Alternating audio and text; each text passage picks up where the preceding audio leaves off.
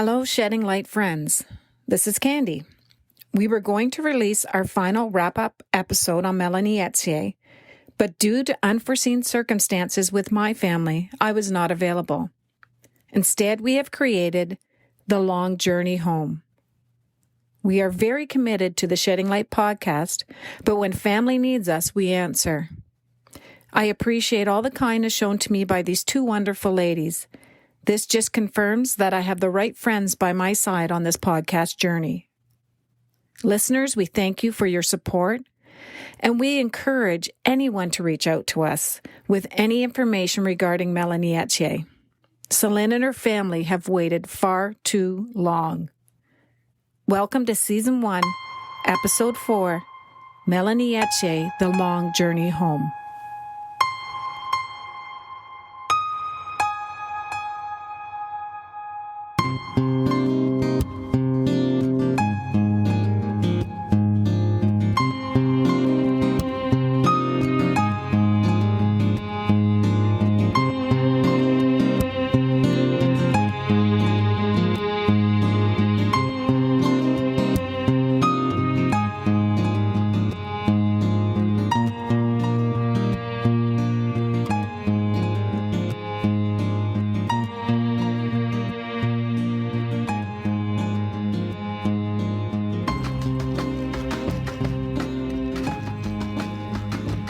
Welcome, listeners.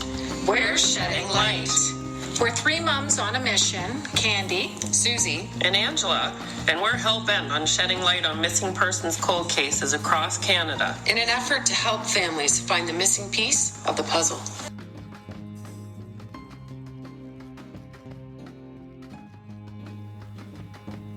Hi, this is Mary.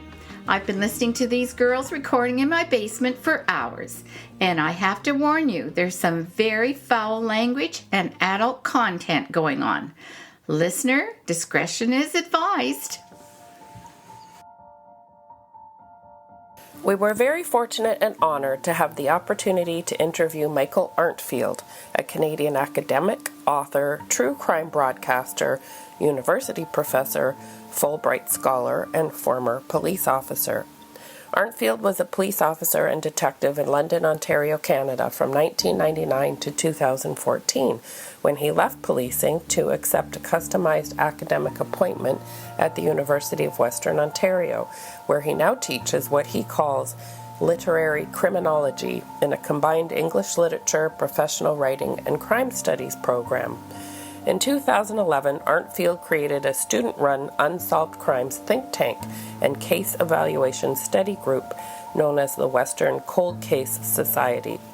The society receives roughly 30 to 50 requests for review and audit per year, mostly from private citizens and the families of murder victims who have grown frustrated with police inaction or ineffectiveness. He is also a board member of the Murder Accountability Project, a nonprofit organization which disseminates information about homicides, especially unsolved killings and serial murders committed in the United States. The Murder Accountability Project was established in 2015 by a group of retired detectives, investigative journalists, homicide scholars, and a forensic psychiatrist.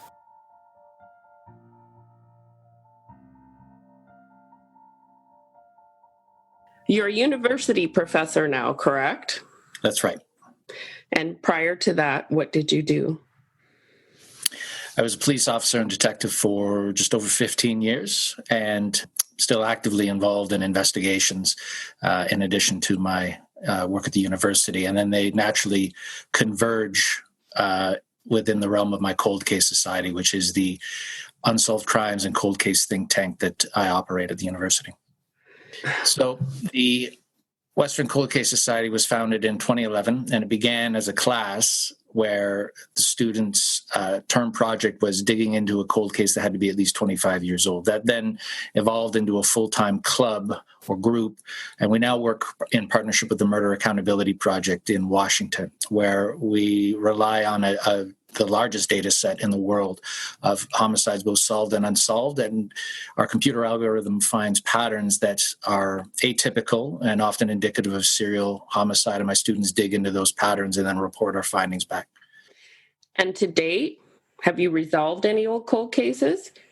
Well, you need to set proper expectations. We are limited ethically, just in terms of common sense, what students can do. We have successfully gotten cases reopened. We have successfully had cases that were declared either accidental or undetermined deaths reviewed by the coroner, and one has been reopened as a homicide and is being reinvestigated now some 15 years later based on our report. We have gotten, again, fields and rivers searched by police where we know that remains are found.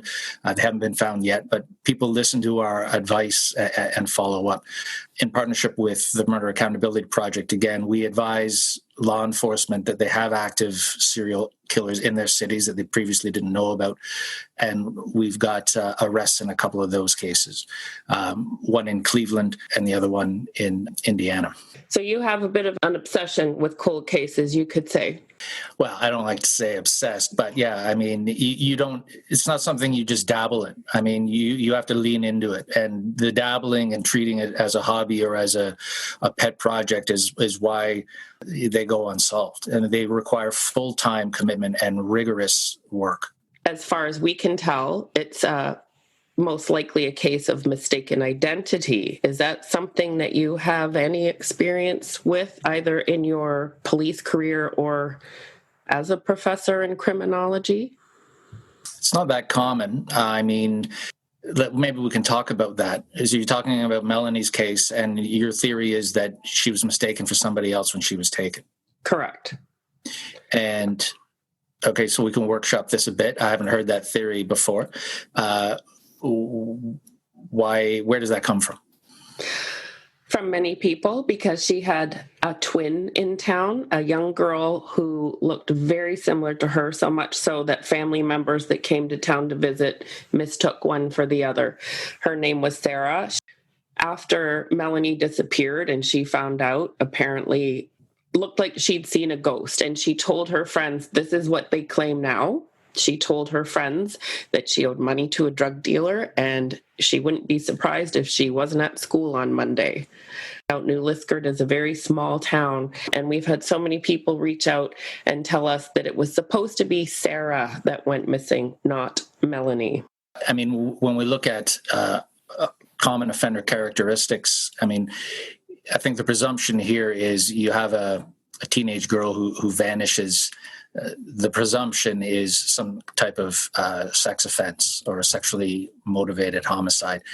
If it's a personal cause homicide or personally motivated, and she ends up being in the wrong place at the wrong time and a victim of mistaken identity, that would significantly narrow the suspect pool, because now you have in theory, a handful of people who have a discernible motive, and they're the usual ones: jealousy, revenge, monetary gain.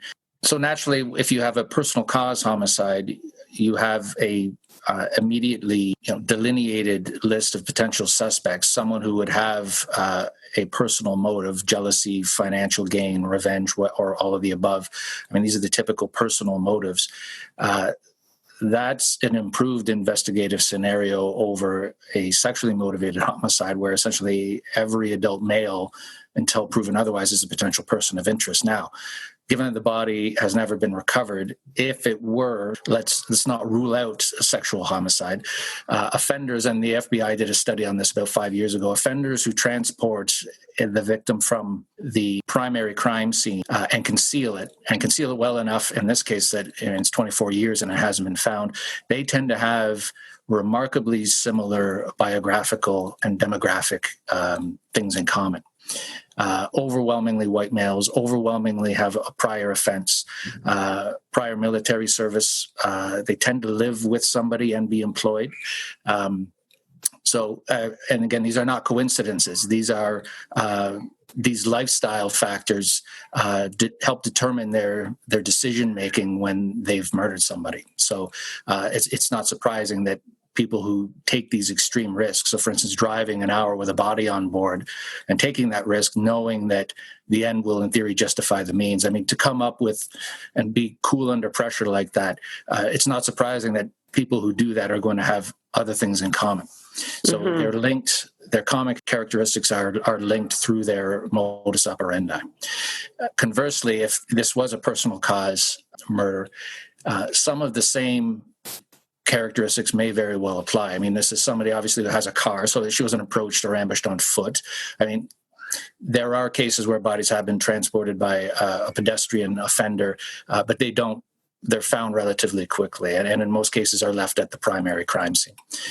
So then we look at, male offender presumably owns a vehicle, likely has a residence where bringing her there was one possible scenario. At this point, it's all speculation, but if in fact your theory is accurate, that already is a huge leap because, again, I'll go back to the case, another cold case the OPP handled, Karen Coughlin in Lambton County.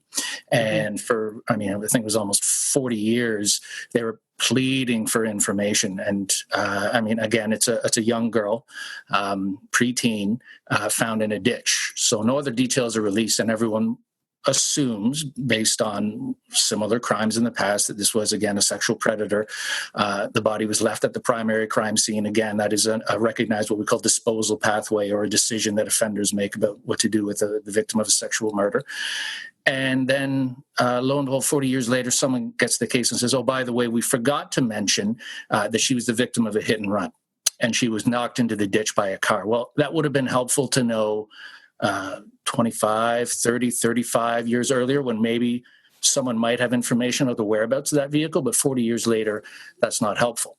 So the fact that you have a plausible hypothesis that seems to be supported by at least anecdotal evidence, that moves the needle. I guess the biggest question is, after 24 years, does the public need more information in order to solve this? Can the public help to solve it? The public always has a key role to play in solving cold cases, which is why I'm a huge proponent for anniversary stories and work like the work you and your colleagues are doing. But that's why I agreed to do it. Your mission is worthy, but they need, you're right, enough information to be able to offer meaningful tips. Again, go back to the case of Karen Coughlin. Call us if you have any information. Well, it's not fatal to the case and doesn't compromise what we call holdback information by saying she was the victim of a hit and run. That's going to flesh out proper tips versus you got people calling in about their pervert uncles. Well, it's not a sex crime. And I think, properly vetting what information is released. You cannot just lock down all information and expect the public to do something with nothing. And this is why the U.S. tends to be, they have far more murders, but they tend to be very good at this and can sculpt their media releases very well, such that they minimize the crazies that come out of the woodwork with bad information. They don't reveal the holdback information, and yet they arm the public with the information that they need to make meaningful calls or provide tips through other means. This is also a case I think that would benefit, and I'm a huge, I've talked about this before, rather than offering reward money, that money is better earmarked for human source development. So informers in the drug world.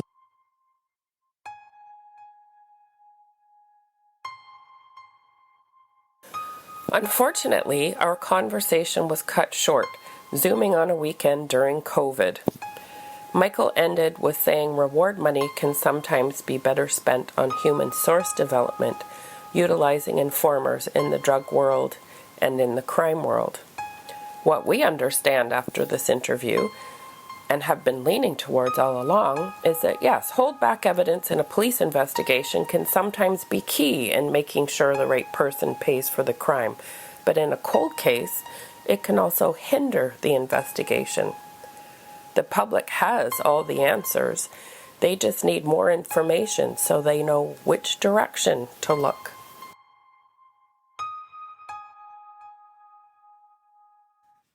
Please Bring Me Home is a volunteer-based organization whose mission it is to solicit anonymous tips regarding cold case missing persons across Canada. Their goal is to find the missing and bring them home to their family and friends. We share that goal. Please visit our friends at www.pleasebringmehome.com. They currently have over 4 cases listed. Please share. Thank you. My name is Nick Oldreef, and I am the Executive Director of Please Bring Me Home. My role is to seek out partnerships, explore funding opportunities, and ensure that the remaining board of directors have what they need to succeed. Today I'm talking to you about the case of Justin Reuter, who went missing from Ottawa, Ontario on October 8th, 2009. Justin was living on Murray Street in Ottawa when he vanished. He had walked across the street to the Petro Jules Moran Park area where he may have been hanging out with friends. This area is described as a rough neighborhood. Police stated that on October 8, 2009 at about 10 p.m., Justin parted ways with a friend on Cote Street near St. Laurent Boulevard after leaving his home in Ottawa's Lower Town. Justin, who was 14 at the time, had told his friend he didn't want to go home and wanted to stay out late or all night. It is not believed that Justin ran away, as this was out of character for him. His mother noted that he had never run away before, and he would go to his grandmother's on occasion, but would always call to ask if he could stay for a few days. Justin's family recalls nothing out of the ordinary leading up to his disappearance. In fact, when he left home that day, his mother remembers him saying, "I promise I won't be back late," and kissed her goodbye. It is believed that Justin may have had an altercation with another male that evening, but this has yet to be followed up on. There have been no searches to the family's recollection or to the nearby river that surrounds the park. Justin is described as 5'3", 110 pounds, with light brown hair, brown eye color, and Caucasian. He was born May 6, 1995. At the time, police said there were 2 possible sightings of the boy after he went missing. Near the Ottawa Mission on Walter Street in Lower Town 3 days after his disappearance, and at the Salvation Army's men's shelter on George Street in the Byward Market on the night he disappeared. More than a week after Justin's disappearance, police said that Justin talked to friends during a confirmed sighting in Ottawa's neighborhood. At the time, Justin stressed that he did not want to return home, according to police. One recent tip even indicated that he could be in the Vancouver area. It is Please Bring Me Home's stance that something foul may have happened to Justin on the night he went missing or shortly thereafter. We believe that people close to him, including his friends, may hold the key. Due to them changing their stories, according to family, after Justin went missing, we believe that this needs to be looked at closer. If you know anything about Justin's disappearance, we recommend you contact the Ottawa Police Service or Crime Stoppers. If neither of those are possibilities for you, we ask that you contact Please Bring Me Home. We will accept the tips, we will investigate them, and we will hopefully be able to bring Justin home to his family, who has been waiting far too long to see him again. If you have information about the disappearance of Justin Reuter, please contact pleasebringmehome.com. Their website has all of their contact info. If you have information about the disappearance of Melanie Ethier, please contact the Ontario Provincial Police, or if you wish to remain anonymous, contact Crime Stoppers. If neither of those are comfortable for you, please know you can contact us at Shedding Light anytime with any sort of information about Melanie's disappearance. We can be reached at Sheddinglightpodcast@gmail.com.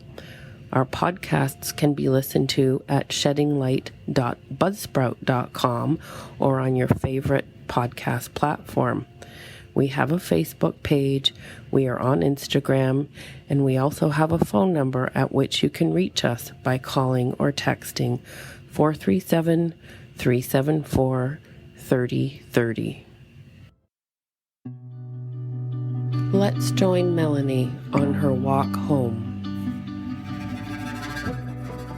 After spending the Saturday evening watching a movie with friends, Melanie was reported to have left the Pine Avenue residence at approximately 1:40 a.m. Sunday, September 29th, 1996. It was a beautiful, clear fall evening. The brightness of the three-quarter moon softly illuminated the road, sidewalks, and all of the homes that lined both sides of the street. It would have been warm enough that you would feel comfortable with just a t-shirt and thin jacket, but the approaching winter weather also would have chilled the tip of your nose and your nostrils as you breathed in the heavenly smell of fallen leaves. Picture her, smiling, happy, walking briskly on the sidewalk of this familiar, safe street she had traveled so many times with her friends, perhaps preoccupied with the anticipation of her next date with her new boyfriend, or recalling the best parts of the evening with her friends, or even excitement as she thought about her grandma's birthday the next day. Perhaps her daydreaming was interrupted by nervous thoughts as she never walked home alone, and suddenly the street seemed very different and somewhat lonely without a friend at her side. Imagine the sounds of muffled music and laughter and voices of teenagers enjoying some drinks at a house party she passed on the street. Someone could have been standing outside and called out to her as she walked by. Imagine the distant sounds of car doors slamming and motors revving as patrons hurried to leave the bar and head to Quebec or the next destination on their Saturday night of fun. The walk home was only 7 town blocks, and soon enough she would have been approaching Armstrong Street, a much busier street. Headlights and taillights could be made out as they traveled across her view of the end of Pine Avenue, and sounds of traffic would be heard now. She may have the image of her nice, warm, cozy bed enter her head as she realized what a long but wonderful day she had just had. As she reached Armstrong Street, picture her, glancing to her right, satisfying her curiosity of who was hanging around after the bar, or perhaps why 2 OPP cruisers were outside of docks. She would be able to make out some of the action 2 blocks to her right, as there were also lights from Night Owl's convenience store and a little motel that brightened the area close to the bar. The odd car leaving the establishment around last call could have passed by her. The ever so faint but undeniable smell of gasoline would have been in the air, as the Esso station was just to her right on the corner. The bright lights would have made her tired eyes squint and adjust slightly. Perhaps someone was purchasing gas for their drive to Quebec.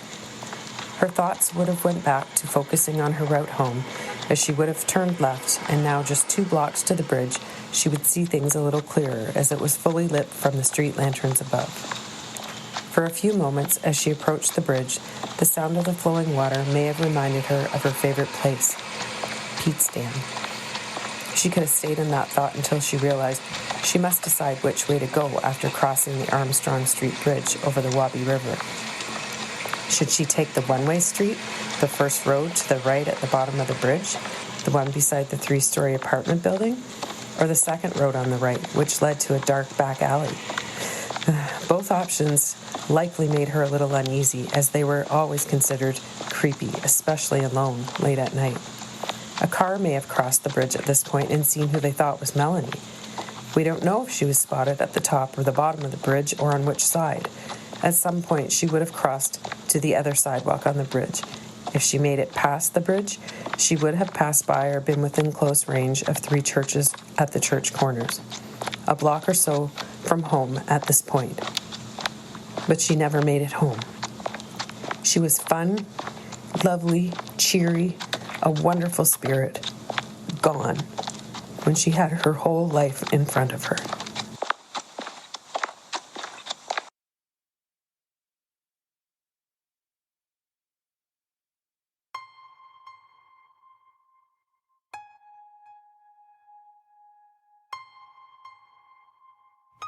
That's how Melanie's walk home should have happened.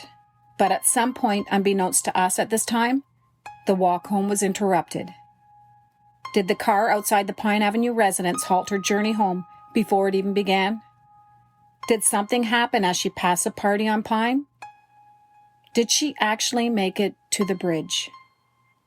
Did someone spot her from the Esso gas station and follow her? Where on Armstrong did she cross to the other side, if indeed she made it that far? Was she hit by a car on the one-way street at the bottom of the bridge, in the parking lot where the white van was last seen, or in the back alley behind? We have no way of knowing, at the current time anyway, at which point in the story the journey home got interrupted. But in a few short weeks, Melanie's disappearance will mark the 24th anniversary. People, it's time to bring her home, to her mom and her younger sister. Please, help Melanie finish her journey home.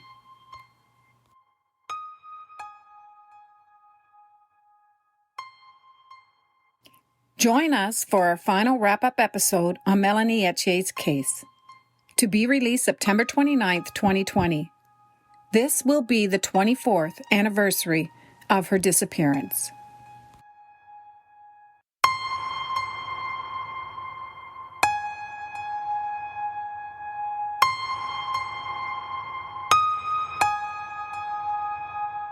The folk all around you, not believing it's real. How can this happen? So